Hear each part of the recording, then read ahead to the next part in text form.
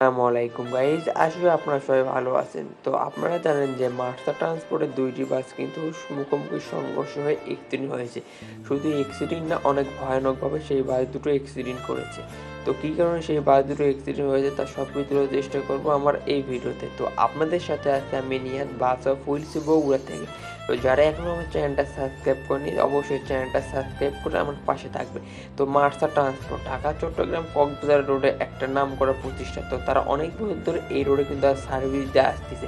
তো তাদের এরকম অ্যাক্সিডেন্ট কিন্তু এর আগে অনেক হয়েছে, কিন্তু এইবারে অ্যাক্সিডেন্টটা একদম অনেক দুঃখজনক বলতে গেলে। মার্সা ট্রান্সপোর্ট সবচেয়ে মনে হয় মার্সা ট্রান্সপোর্ট ইতিহাসে সবচেয়ে ভয়ানক অ্যাক্সিডেন্ট হয়তো এটাই, কারণ এই দুর্ঘটনায় আপনার 4 জনের বেশি নিহত এবং 10 জনের বেশি আহত হয়েছে। এছাড়া কিন্তু আরও আহত হতে কোনো খবর পাওয়া যায়নি।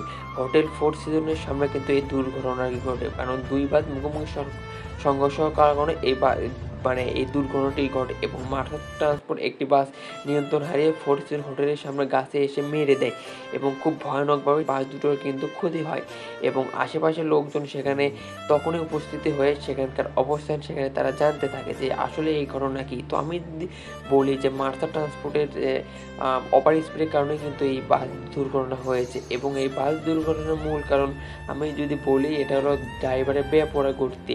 কারণ অনেক মন্তব্য করতেছে যে মার্সা ট্রান্সপোর্ট ড্রাইভার নাকি বেপরোয়া এবং তারা মানে রাস্তায় কে আছে না আছে সেটা কিন্তু তারা দেখে না। এবং একটা ড্রাইভারও বলল যে মার্সা ট্রান্সপোর্টের একটা ড্রাইভার যে বাস না প্লেন চালায়, তো তার নাম সে প্রকাশ করেনি এবং আমি আমার মন থেকে আন্তরিকভাবে দুঃখিত এইসব কথা বলার কারণ এইসব কথা না বললেই নয়। কারণ দুইটি বাস যখন মুখোমুখি সংঘর্ষ হয়ে দুই বাস দুই দিক চলে যায়, একটা বাস আপনার ভিউয়ের মধ্যে নামে যায় এবং একটা বাস আপনার ফোর সিজন হোটেলের ভিতর ঢুকে যায় এবং এতে অনেক মানুষের ক্ষতিগ্রস্ত হয়েছে এবং অনেক কথা বলতেছে।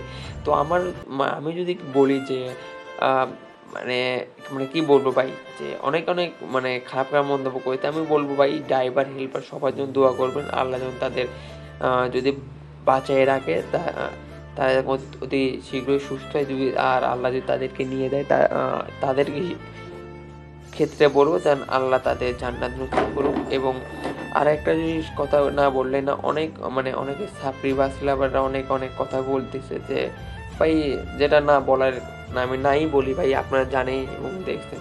তো সর্বশেষে একটা কথাই বলতে চাই ভাই, বাস লাভিং করো ভাই। তো তাদের ভালো দিকগুলো তুলে ধরার চেষ্টা করো। হ্যাঁ, তাদের খারাপ দিক দিয়ে ধরবো না এটা কিন্তু না, তাদের খারাপ দিকটা অবশ্যই তোলার চেষ্টা করবো, কিন্তু তাদের বিপদের সময়তে তাদের পাশে না থেকে তাদের করবো সেটা কিন্তু না। তো আর বেশি কথা বলবো না, এই ভিডিও এই পর্যন্তই। আল্লাহ হাফেজ।